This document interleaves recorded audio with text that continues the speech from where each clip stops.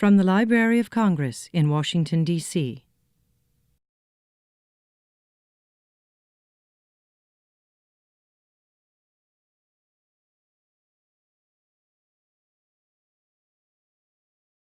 Good afternoon, everyone. My name is John O'Keefe. I'm the Executive Director of the Open World Leadership Center. We are engaged in bringing people from Russia and other countries of the former Soviet Union to the United States. And among them have been jazz musicians. We bring jazz musicians every year, and up to date now we've brought 150 individuals. And so it's my particular pleasure to welcome you all here today. There are with us two experts on jazz. There's Larry Applebaum, who is a jazz specialist here at the Library of Congress Music Division. He is a journalist. He writes for magazines, jazz magazines, all over the world, for websites as well. And he is widely known as a great expert in the field. He also has his own radio program, on WPFW radio, Sundays 4 to 6, and it's called Sound of Surprise. The other expert we have with us today is Kirill Moshkov, and he is one of the preeminent individuals with knowledge of the jazz world in Russia and elsewhere, frankly. He is a jazz journalist, a critic, but he's also the editor-in-chief of jazz.ru. It is a magazine that is published, but it also is a website, and you can visit it. It is a really comprehensive source for information on jazz in Russia. I would also mention that one of the reasons why Kirill is here today is that Open World has had its 10th anniversary of its founding in 1999, and we wanted to bring individuals for our gala, which we had last night, who have been influential in linking U.S. and Russian professionals.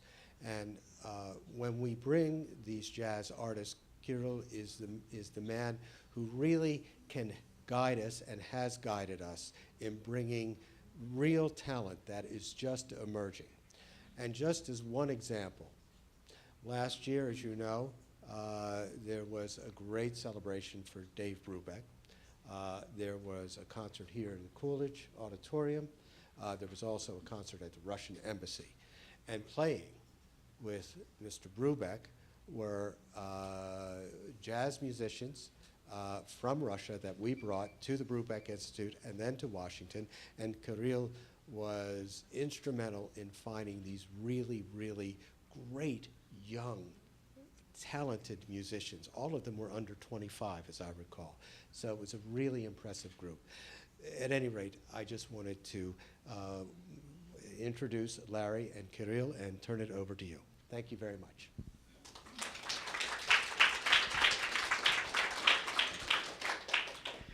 Thank you, John. Thank you, Kirill. Thank you, Larry. And thank you all for coming. Today we're going to talk a little bit about Russian jazz and what is Russian about Russian jazz. We're also going to open it up for some questions, and I hope you're not shy. I hope you'll participate a little bit, because we all have questions. And we'll begin and try and set the stage. I'd like to ask Kirill to address the fact that Russia has had a long and somewhat complicated history with jazz. Why don't you set the stage and tell us, give us an overview, a concise kind of overview. How did jazz first arrive in Russia? What did it sound like, and what did it represent? Nobody knows how did it sound, because there's no recordings left.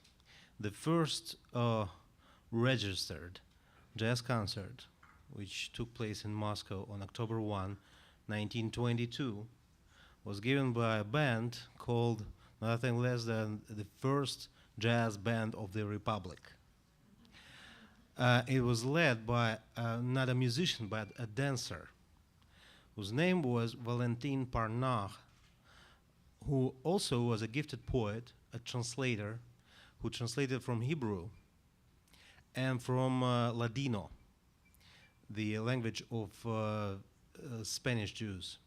So he was quite a personality. He spent many years in France, digging in the archives for the medieval Ladino poets, whom he translated into Russian. Then he was fascinated by jazz music around 1914. The American jazz musicians started to arrive in France, and he was just fascinated not with the music itself, but with the rhythm, because he also was a improvisational dancer. And when the World War I was over, and the first years of revolution were not exactly the time when he could get back to Russia. But in 1922, he returned to Russia, and he brought with him from Paris a complete set of instruments for a jazz band, which was really unusual. A trap set, the drums for a jazz band, which was the first trap set in Russia. Couple of saxophones, and something called flexatone, which fascinated the critics in Russia because they were just mesmerized by its sound. He also brought some recordings made by American musicians. Definitely there was the original Dixieland Jazz Band among them. And he played these recordings over and over again to his musician friends to make them play something like that. His first band included 9 people and no bass instrument, by the way. 2 violins, a piano, drums, 2 saxophones, and so on. They tried to imitate the music they heard on the records, but they never heard this music played live. So they just had a vague idea of how could it sound. But the key thing was that he danced for this music. And what he danced was something like break dance. According to the descriptions we have. It wasn't pictured, but we have the descriptions. And the great Russian theatrical director, Vsevolod Meyerhold, was so impressed by his dance that he hired the entire band to represent the Western reality in one of his plays. And Parnach was the sole dancer in front of the stage. His dance was called, how to translate that? A statue-like giraffe. Which... What's the phrase in Russian? Жирафовидный истукан. Sounds good, right? So, the only known member of this band to make any significant impact in Russian culture after that was the piano player. But he was not known as a piano player anymore. He was a successful playwright. His name was Yevgeny Gavrilovich. He died quite recently, maybe 10 years ago. But Valentin Parnach perished in Stalin's purges in 1930s. So there's not much traces left of what they played. Speaking of Stalin, this view of Western reality changes in the 1930s, especially with respect to jazz. And the music becomes viewed as decadent. What was decadent about jazz? The thing is that most Russians, between 1927 and 1957, had not a slightest idea of what the Western reality was like. So you could feed them anything and they would believe it. I personally have a small collection of Soviet detective fiction about the Western reality from 1950s, which is a really funny reading because people describe America where they have never been as they will describe Mars. And it's especially interesting because some things like movies, recordings, were brought to the Soviet Union somehow. Stalin had a personal copy of the Sun Valley movie with Glenn Miller, and he liked that movie. But he wouldn't let anyone else see it. He wouldn't let the public see it. Actually, it was the first ever popular American movie in the Soviet Union because his personal copy was captured in Berlin in 1945, and it was regarded a trophy, and it was they made like 17 copies for public access, and they were showing this movie all around the Soviet Union way until 1953. So if there was an idea of how the jazz band looks or how does it play, it was through that movie. Then there was this period, the Khrushchev rule, which changed many things. First of all, it allowed many musicians from abroad, the USSR, come to the country and perform for the first time since mid-20s. The first and the last American band to perform in the Soviet Union until 1953 was a band which had the great Sidney Bechet, then playing clarinet, not yet soprano sax, in 1926. Was this Sam Wooding's orchestra? Right. And that was it. The next huge impact was Benny Goodman's tour in the Soviet Union in 1962, I'm sorry. So between these two events, there was no direct influence of American jazz music. I mean, in terms of seeing how is it done, because it's really important.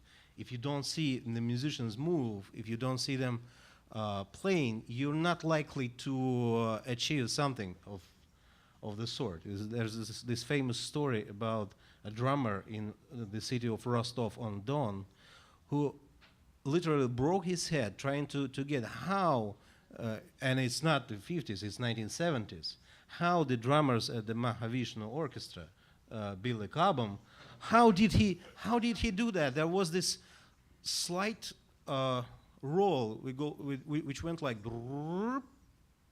and he just broke his head trying to do the same thing. He didn't know that Billy Cobham had a special pedal on his drum, which just changed the tension of the snare.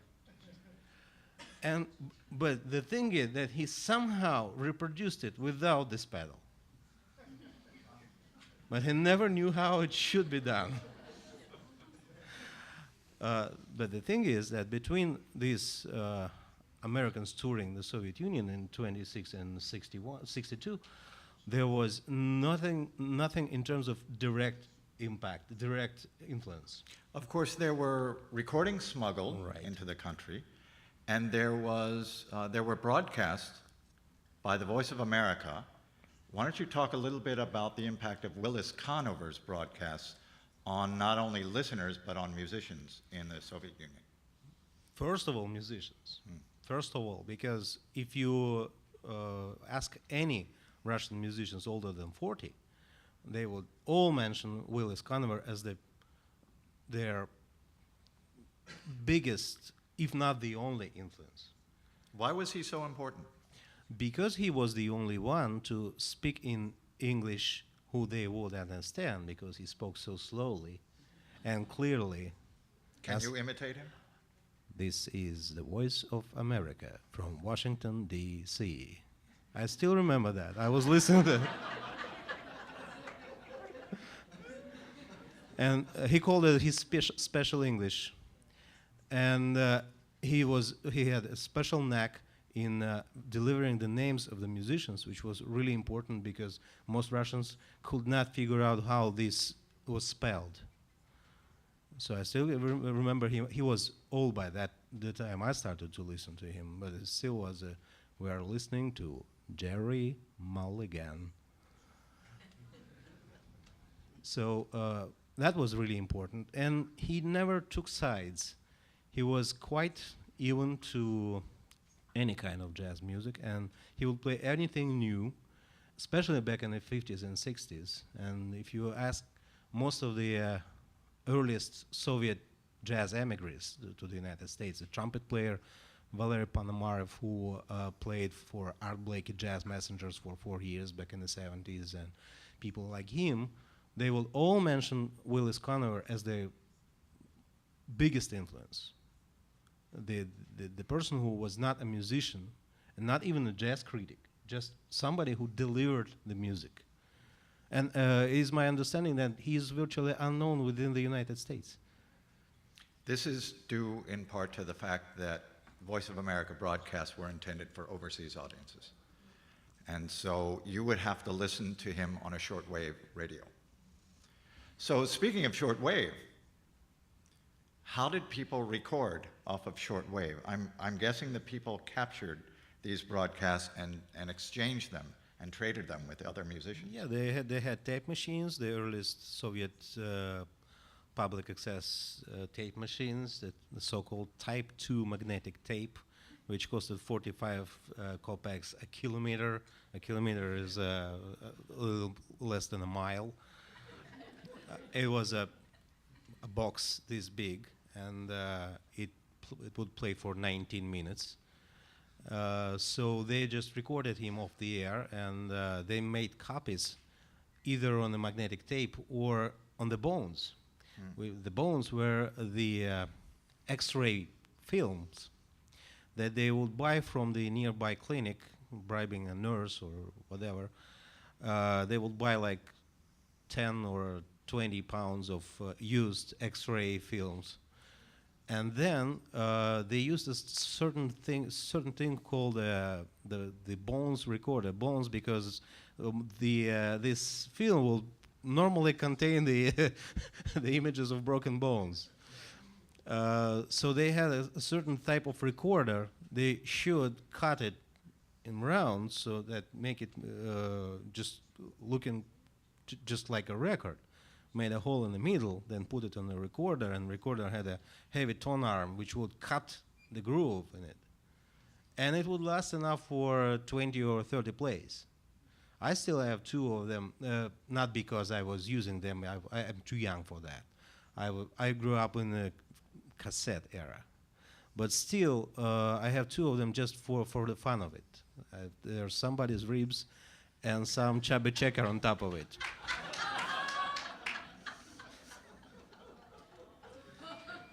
That's great. For Americans or English readers, there are very few books about Russian jazz. There's basically 3, and all 3 are out of print by now. I wonder if you've read the books by Fred Starr or Leo Fagin or Bill Miner. Yes, I did. And what are your thoughts about how accurate did they capture what was happening at the time in the Soviet Union? Bill and post? Miner's is quite special. It's mostly sociology rather than musicology. Leo Fagin is firsthand because he grew up in Leningrad, so he knows his stuff. But he's mostly dealing with avant-garde movement.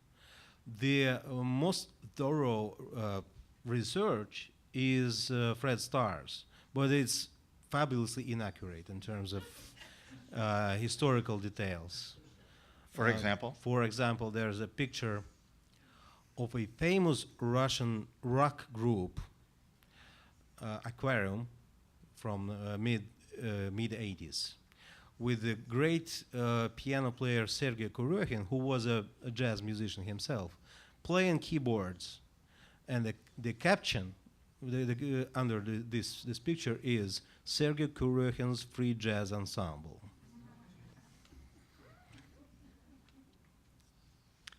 So you mentioned, or we talked briefly about the English language books about Russian jazz. Yes. Tell me about the Russian books about American jazz. For example, most seem to be just translations of articles or books, but you set out to write the first book about the American jazz world in Russian language. Well, Why don't you show us what that book looks like? it's not exactly the first book about jazz. First original book. It's the first original book on the infrastructure of music industry. I see. There was the first book about jazz music in Russian language was published as early as 1926 in Leningrad. It mostly contained the translations from French, most notably from Darius Milhaud, who analyzed early jazz music in quite a profound way. After that, the next book was published in 1960, again in Leningrad, by Vladimir Feertak, the current patriarch of Russian jazz critics. He's in St. Petersburg. He's in St. Petersburg, yeah. He's 78 this year. After that, the total count of original Russian books about American jazz approached the number of 3. Is that because there's not enough interest, that it's not marketable, that there's not enough energy surrounding the publishing world? Well, we're still speaking about the Soviet era. Yeah. Beginning in early 90s, there was a boom in jazz book publishing, which amounted the total bibliography to, let's say, 20 titles, which is not bad. And what kind of titles? Which musicians are Russian readers most interested in? This is not exactly the reader's choice. This is which texts are available or already translated by somebody, by enthusiasts. We had a Duke Ellington biography, a Louis Armstrong biography, the Miles Davis's autobiography, and a biography of Glenn Miller, and that's pretty much it. And a couple of larger books like Nat Hand of Nat Shapiro's Hear Me Talkin' To Ya, which was translated back in the 60s, but never published officially until 1996. That's, well, the first jazz magazine was published in the Soviet Union in 1989, and they only managed to make 3 issues, and that was it. The next after that was started by me 20 years after, and that's how it looks. This is jazz.ru. So, This, by the way, this magazine began as a website? yes, right. Back in the 1997, we kept it as just the website for many years, and it's only 3 years since we printed. And so what were the obstacles? How did you raise the money to do it? And how did you create the subscriber base to keep it afloat? Well, it's hard. Well, it's a struggle. It's an ongoing struggle, but we're quite determined, so it's either we die or we do it. Are you making money? Is there enough in terms of the, I assume there's a recession in Russia as well. It is. And that means there's probably less advertising dollars to spend. Well, it still sustains itself. It does. Yes. So I wouldn't say we're just drowning in profits, but well, we can do it. So far the total debt we are in as a publication amounts about $7,000, which is not bad.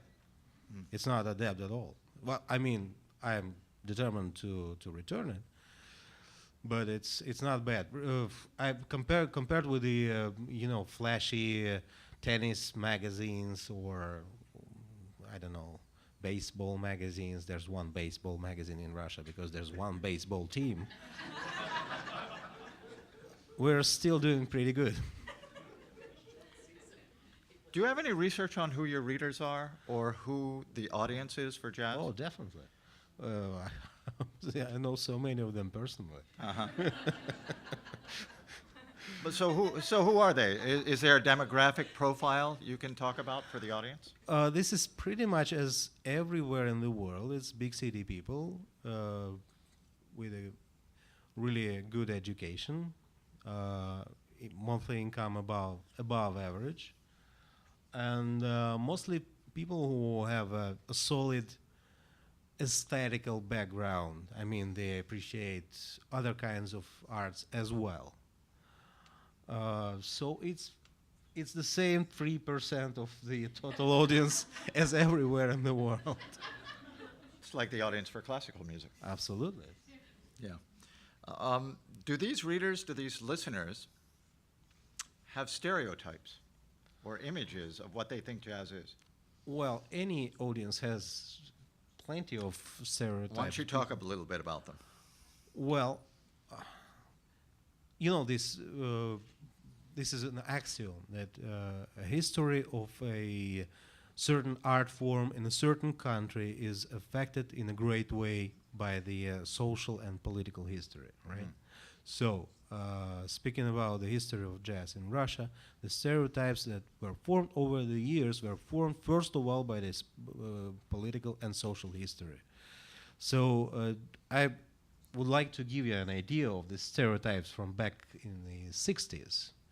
This is a typical small Soviet town in the Far East, next door to China and Japan.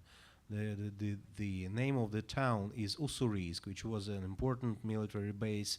They also had some industrial facilities. So the population is about 200,000 people.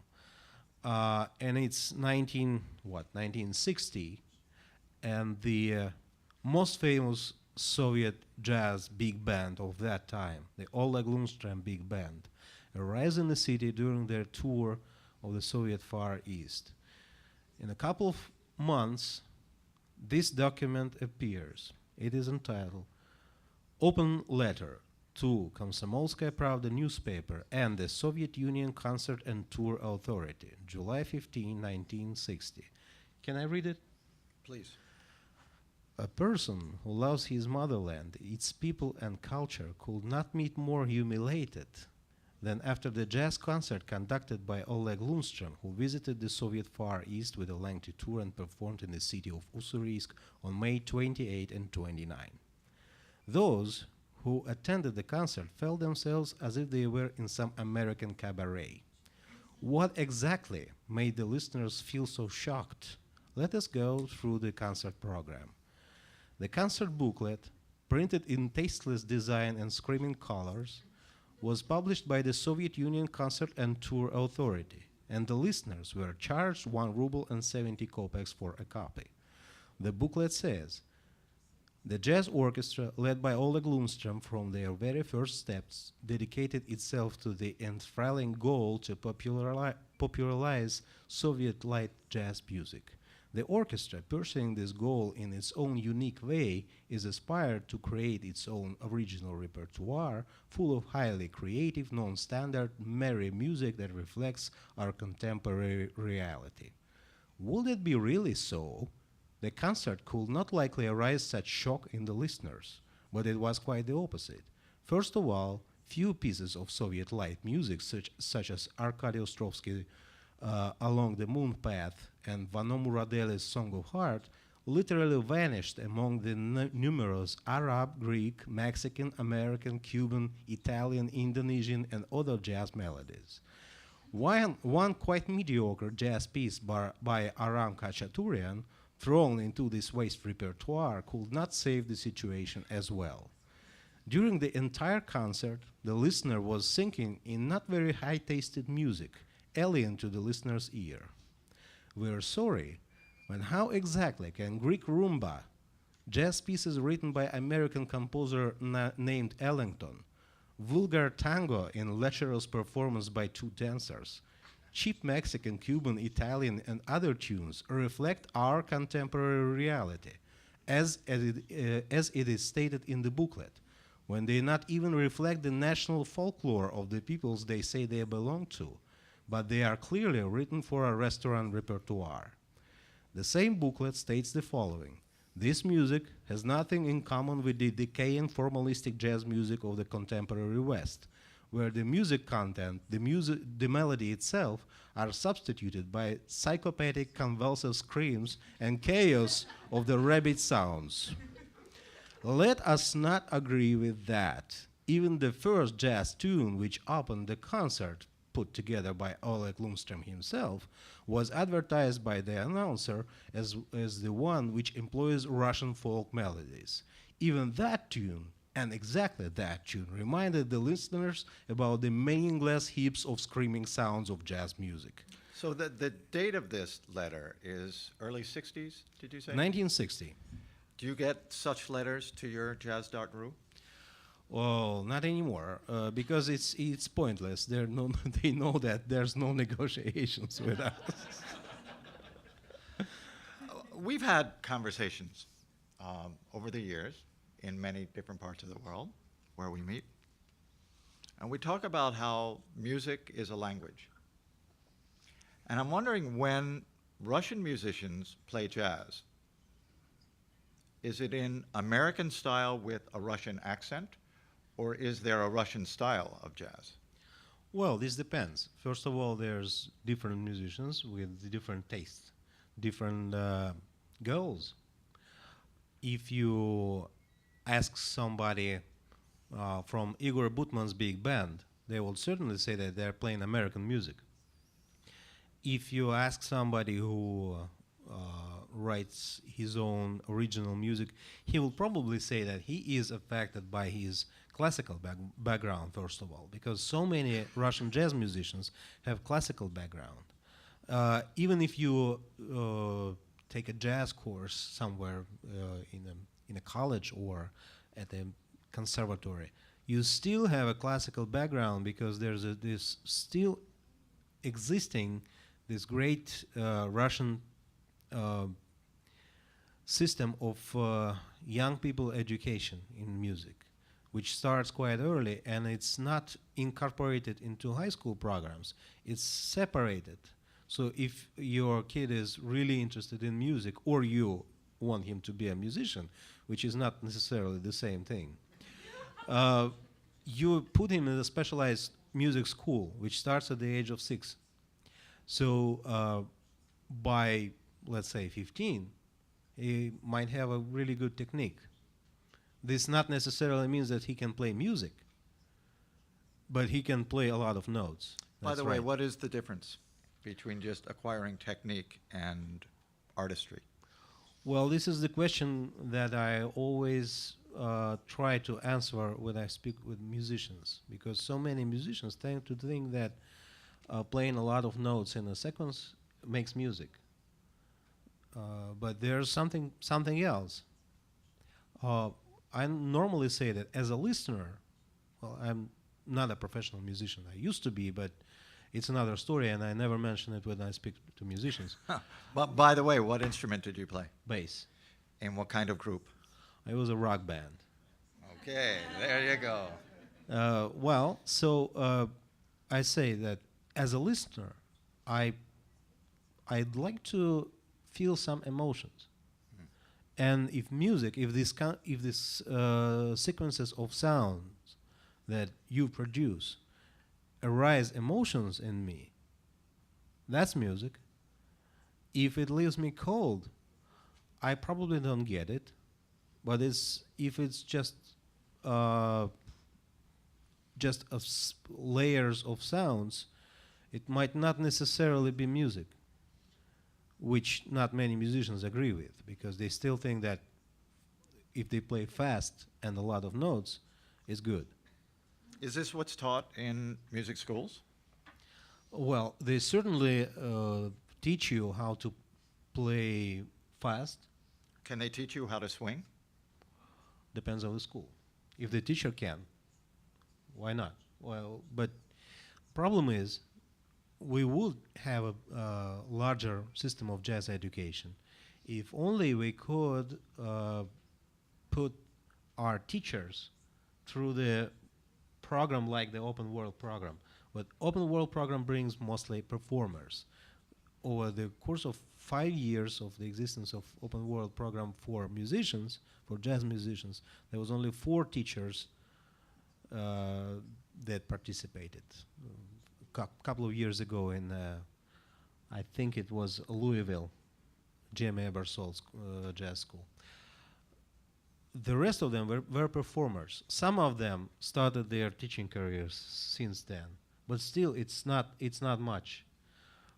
For example, the Soviets, then Soviet system of jazz education changed dramatically when the ensemble teacher at the Russian Academy of Music back in 1990 spent 4 months at the Berklee College of Music in Boston. When he returned to Moscow, he completely changed his course of ensemble because of he never had such methods. He wasn't taught. He invented his course himself. So when he switched to these Berklee style methods, which I will not discuss is it good or bad, but it changed the program dramatically. And the people who went through this program, the Russian Academy of Music Jazz program, they now play in, Mingus Big Band, the one of the best big bands in New York, has 2 players who went through this program. The Is trumpet that player, Boris Kozlov? Boris Kozlov, the bass player, and Alex Sipyakin, the trumpet player. Is there, I guess I'm trying to get at the question of whether there is identity, regionally based or otherwise. For example, can you tell just from listening whether a jazz musician is from Russia?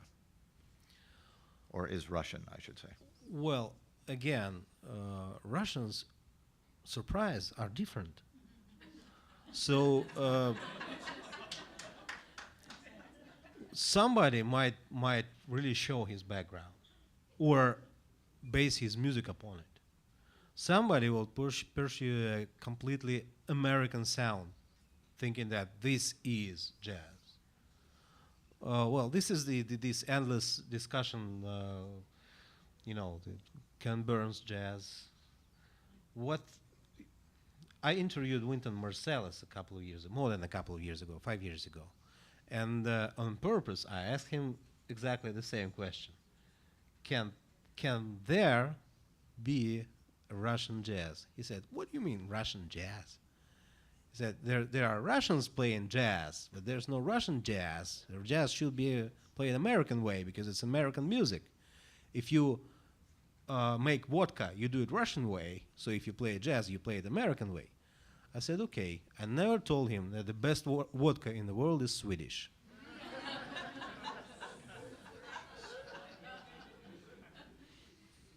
Are within Russia, are there recognizable differences, say, between a Muscovite and a player in St. Petersburg? St. Petersburg tends to be the fortress of traditional jazz. They still have Dixielands up there. But Moscow is another story. First of all, there's so much money in Moscow. All the nation's money are in Moscow. So it's a vacuum cleaner that just sucks the musicians from the whole nations because there's jobs. So if you go to Moscow, first of all, you certainly have chops. You can play. And then you have to be ready to conform with the market. So if you're ready to take in a restaurant job, you have to be prepared to play restaurant jazz, which must be comfortable. How many musicians, jazz musicians, can make a living playing jazz in Russia? Well, current figures are, let's say, 3,000 people. 3,000 professional musicians making their living playing jazz. Or teaching.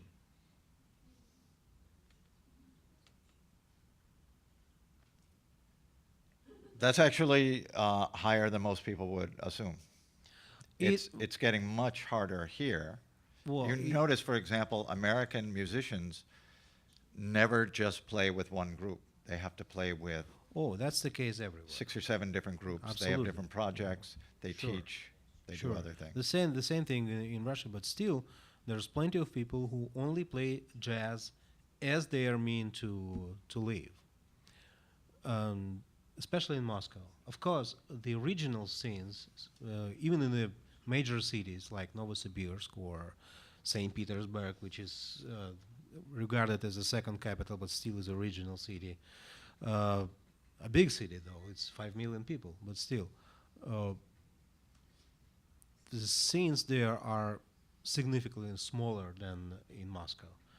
I, I dare say that of these 3,000 people, 2,000 are in Moscow. What efforts are being undertaken to archive or preserve Russian jazz? Somebody should do that. That's all I have to say. And I'm afraid that's I have to do something about that myself because, well, I have a couple of big boxes of things that I cannot get rid of in my apartment in Moscow because I know that in 20 more years this will be invaluable. It's, I don't know, flyers, concert programs, musicians, autographs, whatever. But we still discuss the the future National Jazz Archive of Russia, most likely located in the city of Yaroslavl, 100 miles from Moscow, because they have a city jazz center, which is a dedicated building, and it's expandable. They build an expansion, so they are willing to do that. They are thinking about getting a librarian, just one for a starter. What is the obstacle? Money, as usual. I would willing to give everything I have to that archive should it be started on a level when I would be sure that these materials will not end up in a trash bin in 10 years. But somebody should do that. In a moment, I want to open it up for questions, so start to think about your questions for Kirill. But let me close this portion by just asking you, what does this music mean to you? You've dedicated your life to it. That's pretty much the answer. You know, should somebody tell me that, well, let's say 20 years ago when I was 20-something, that I end up being a jazz publisher and writer? Well, I wouldn't say no, but I would be surprised because at that time I was playing in a rock band and writing about all kinds of music, and I was working on the radio playing all types of different musics from the blues to I don't know, art rock, anything which wasn't pop. But now, well, I just drop things because jazz is so time-consuming. It's so demanding. It takes your life. Well, there's too many recordings to keep up with. Too many books that I haven't read yet. Too many musicians I never heard and I never will hear because they're dead.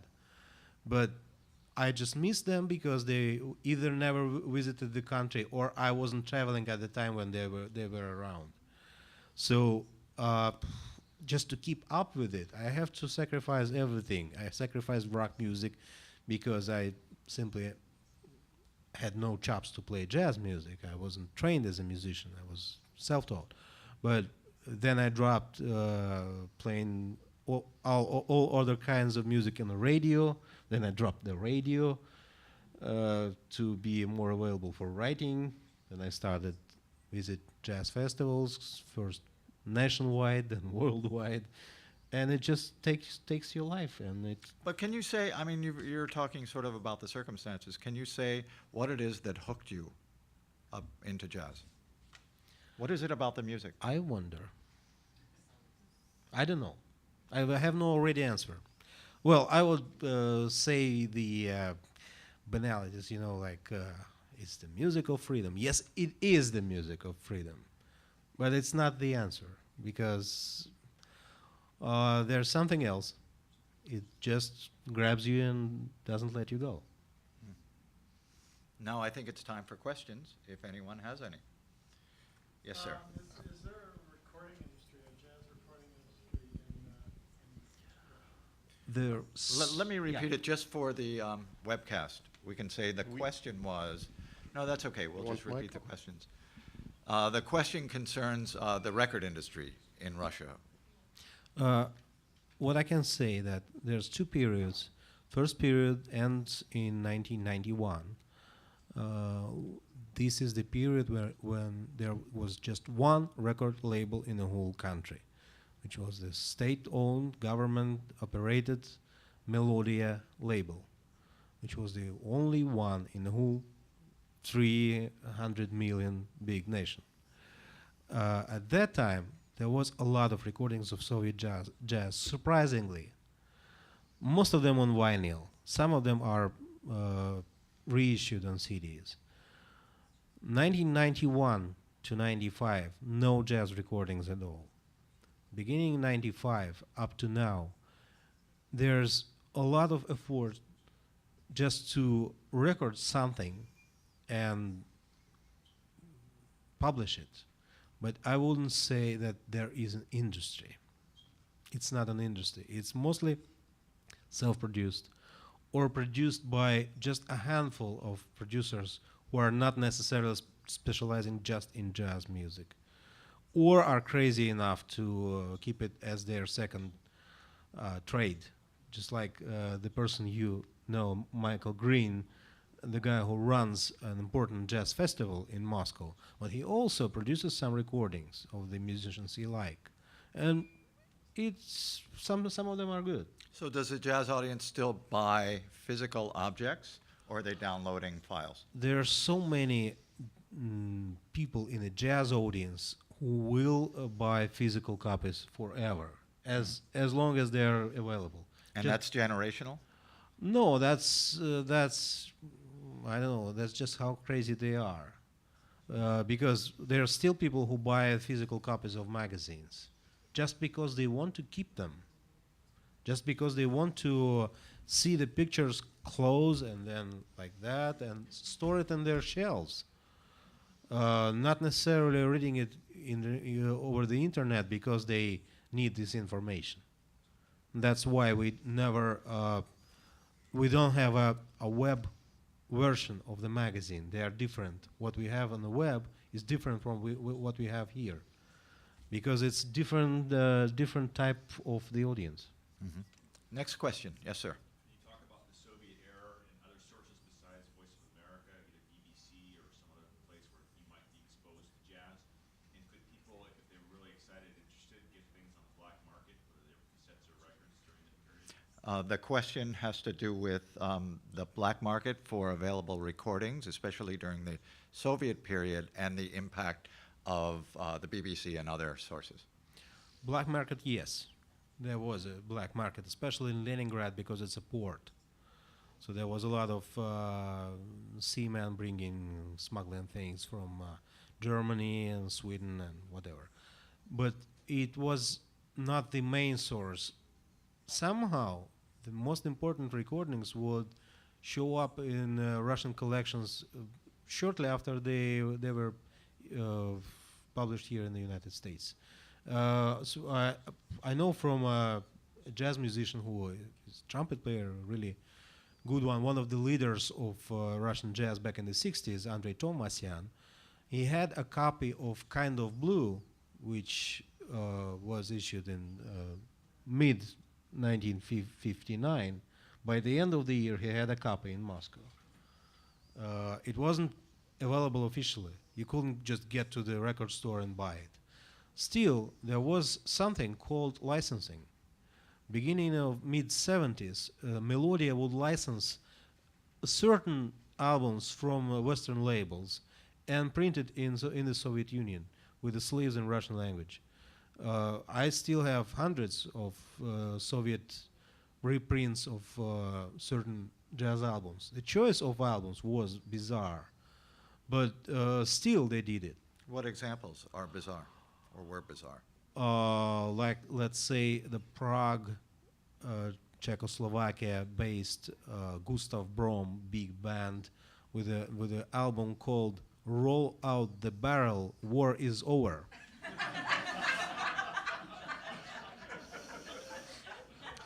Next question. Yes, sir. In place of a more complex question, how would you say Russian jazz is evolving and where is it going? The question is, how is Russian jazz evolving? Well, there's still the main question that any musician has to answer for himself. Is he going to reproduce or create? Either way, it works. If he reproduces the existing examples, he still can be really successful because many people want their favorite music live. If he's going to be creative, he's most likely be less successful in financial terms. But there still is a significant amount of musicians who try to be creative, find their own identity within the idiom of jazz music. Be that bringing their own cultural background into that music, or try to find some new means of expression within the existing idiom.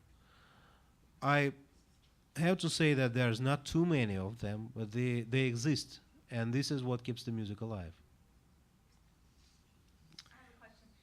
My colleague Igor over here was from Open World. He told me kind of a story one time about a very famous jazz musician he was acquainted with in the 80s in Petersburg, and how jazz shows would be kind of underground. There really wasn't necessarily public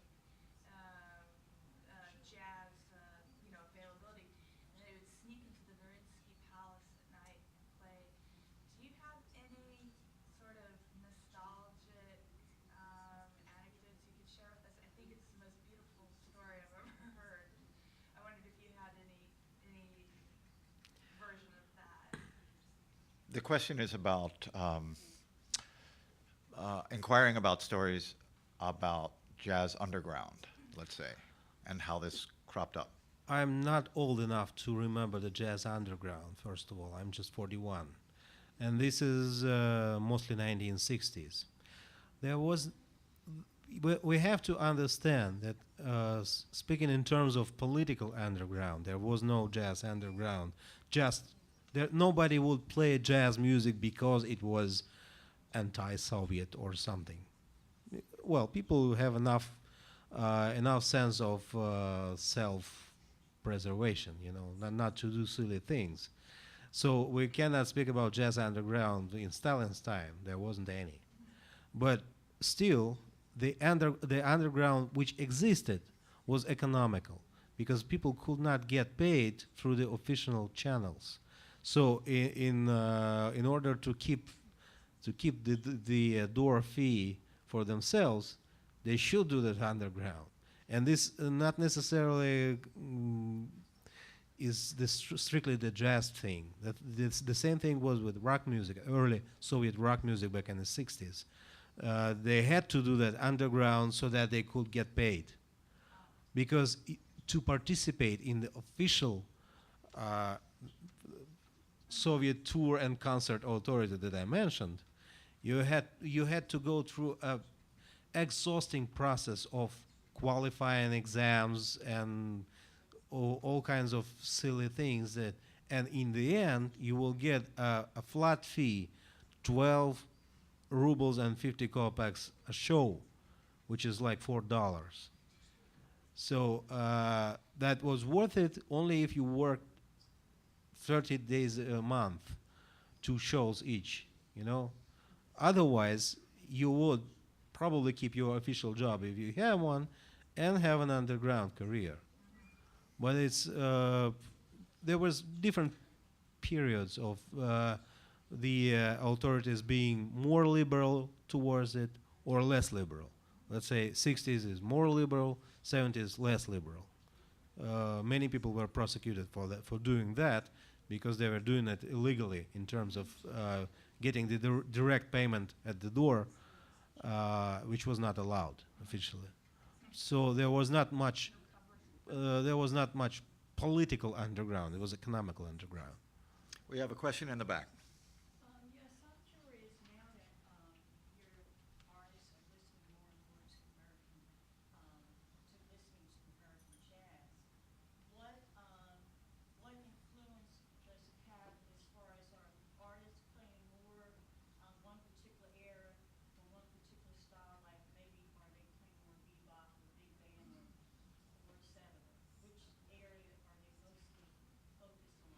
She's asking which eras Russian jazz musicians tend to focus on.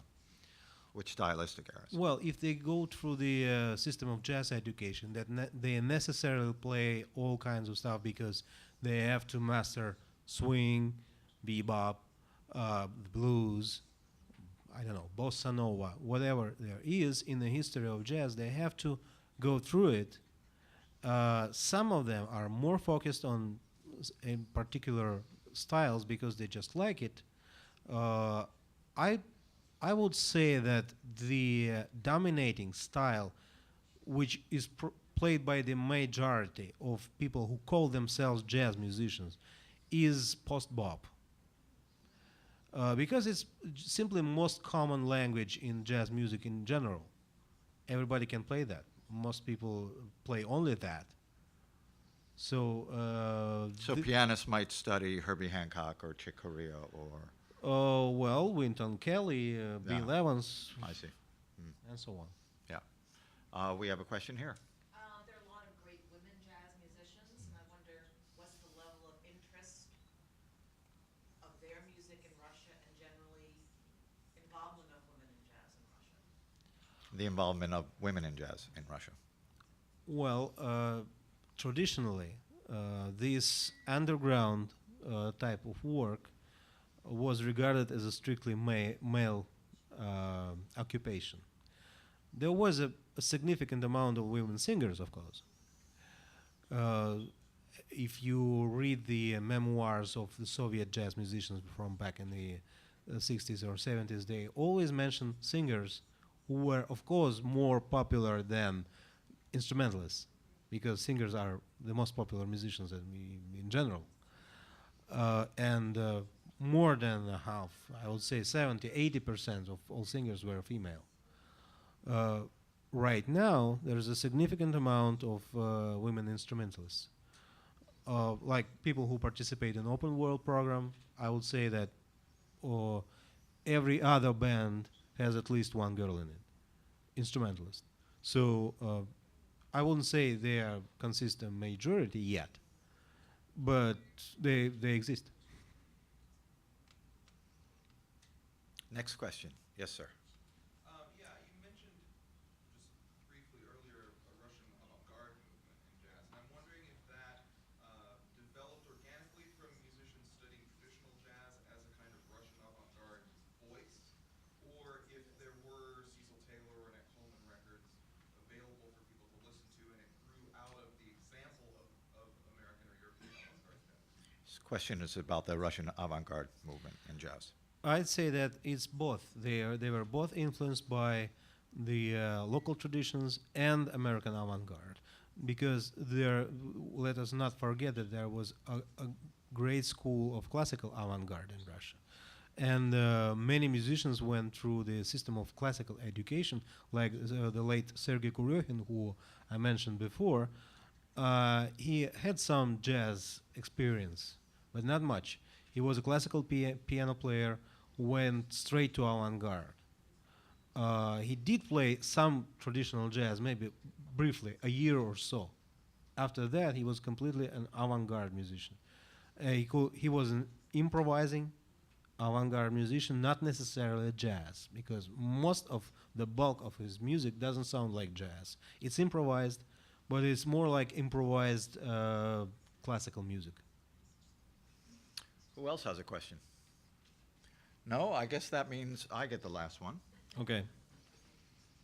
Why don't you just share with our audience today who you think are the three most important jazz musicians in Russia right now? You mean right now? Yeah. Not historical. Okay. Well, first of all, of course, it's Igor Butman. And why don't we say why you think they're significant? He's a saxophone player, a band leader, a club owner, a festival organizer, a bit of everything, and simply the most influential figure in Russian straight-ahead jazz movement, not avant-garde. He has the best big band in the country, one of the best jazz festivals in the country, in Moscow, and he has friends. What does that mean? This means that he he can borrow money. So he's just a great diplomat. Okay, number two. Number two, German Lukyanov, who is 73 this year, who used to be the creative leader of the Soviet jazz back in the 60s and 70s, still in a perfect shape. He had some kind of recession back in the 80s, but now has a really interesting band where everybody is at least 40 years younger than him, and writes brilliant music, great arrangements, and plays a really unusual bunch of instruments like tenor horn or the so-called Zug flute, which is a flute with two bodies operated by a slide. Sounds incredible. So that's number two. Not because he's exotic, but he's just a great composer, one of the greatest jazz composer. Number three lives surprisingly in New York City, but he also works a lot in a Russian setting. He writes a lot of music for Igor Butman's big band and also plays piano. He's a great piano player and composer and arranger. The person who influenced a lot of Soviet and then Russian jazz music back in the 70s and 80s. His name is Nick Levinovsky. Okay, and so I want to alert those of you who are still with us. If you'd like to come up after we are finished, Kirill has copies of his two books. He'd be happy to show you if you'd like to look at some of the magazines. And he has also graciously written up a little handout for people who might want to take some of this with them. And he points to certain recordings, selected discography, recommended kind of sources for people who want to find out more. But for now, I just want to say thank you, Kirill. We've had an ongoing conversation for years, and I'm glad we could do it here at the Library of Congress. Best to you. Please help me thank our guest, Kirill Moshkov.